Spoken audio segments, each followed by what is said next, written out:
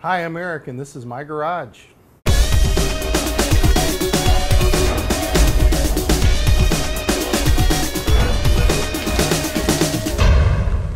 Today, we're going to continue on with this neck here that I cut out last week.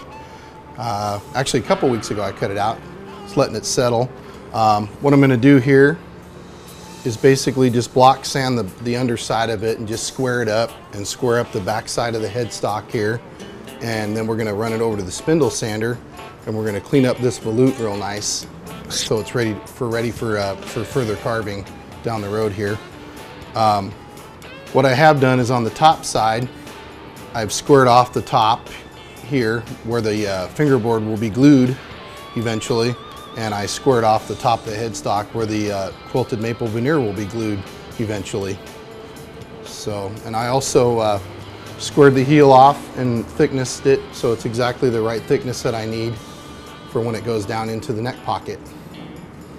That's about it. What I'm doing here is I'm just cleaning up where I cut out from the bandsaw, just cleaning up the backside with a nice little walnut block sander, all-purpose sander block that I saved from many years ago. Works really good. Quite effective with a little 120 grit paper. Cleans it up real nice.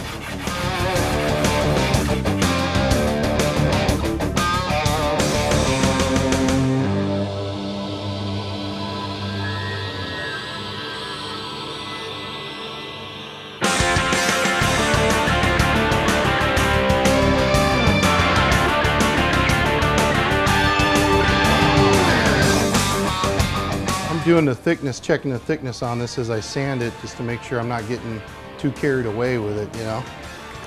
It's looking real good though. It's looking real nice.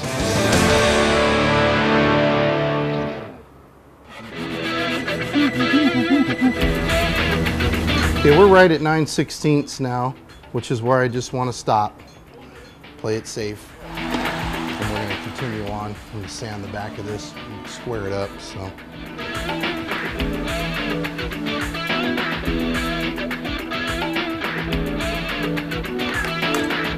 Clean it up, you know, where I cut. Then we'll run it over to the spindle sander.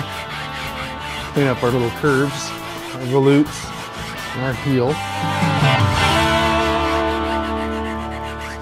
So this way, when it's time to carve the neck, we got a nice flat surface on the bottom.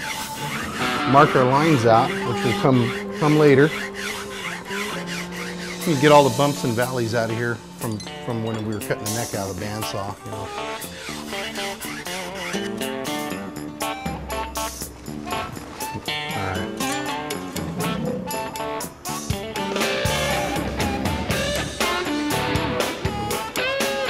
Yeah. The truss rod sits from the surface here 7/16 down, so we got 3, 6, so it'll be right there, which is fine, you know what I mean? We got another 3/16. So the whole idea when you're carving the neck is the first thing you do is you'll draw yourself a center line here, and you stay away from that center line when you're carving your neck, so that way you don't go down further, you know, and chew up more wood. So I'm gonna leave this alone, and I think we'll go over here to the spindle sander. So what I'm gonna do is just clean up these curves on the spindle sander just a little bit, ever so slightly, not a whole lot.